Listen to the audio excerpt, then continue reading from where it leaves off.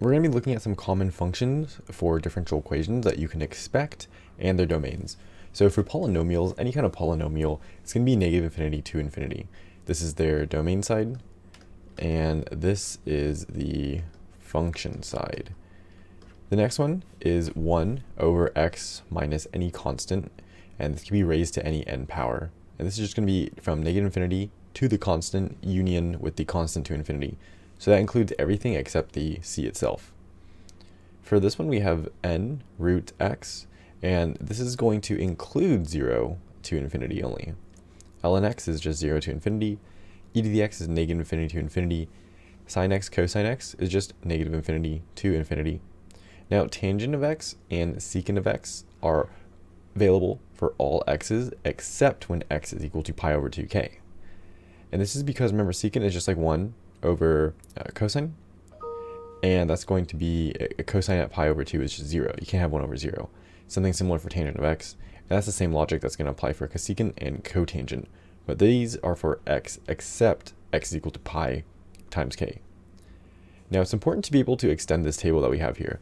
So know this table and extend it. So for example, if we have ln x plus 5, instead of it being from 0 to infinity, right, with this x right here, since we're adding 5, well, our start is going to be at 5, so it will be at negative 5 to infinity, right? That we want it to start at 0 right here.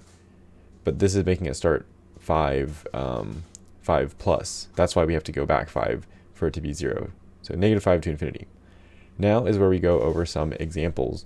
So in these examples, we want to find the domain. So again, look at the chart. For the domain e to the x, it doesn't matter if there's a constant up here. It's still going to be negative infinity to infinity. Now, in these lines, these parentheses are also important because they could be either parentheses or brackets. Just be aware of that. And they mean two separate things. We went over that earlier. Now, 1 over x minus 6 raised to the 4. What is this? Well, remember, it's negative infinity to the constant, which is 6, union with the constant to infinity. Next, we have our ln. We went over this kind of previously, just right above. That's going to be 6 to infinity. For something like this next ln, it's going to be a negative infinity to 6.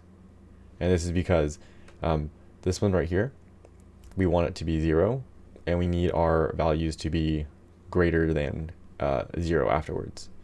For this one, because we have a negative in front of our x, we actually need all of our values to be negative so that it becomes a positive when it subtracts with the 6.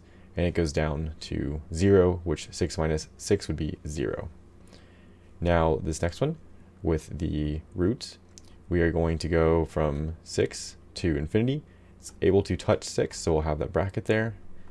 This next one, we're going to go from 6 to infinity, but it can't touch 6 because we can't have a 0 in the denominator, so it would just be 6 to infinity with parentheses. That's how we would look at these examples. And if you want any more problems, they're in the playlist link below the like button. We've gone over a lot previously, and we'll keep going over more for this chapter.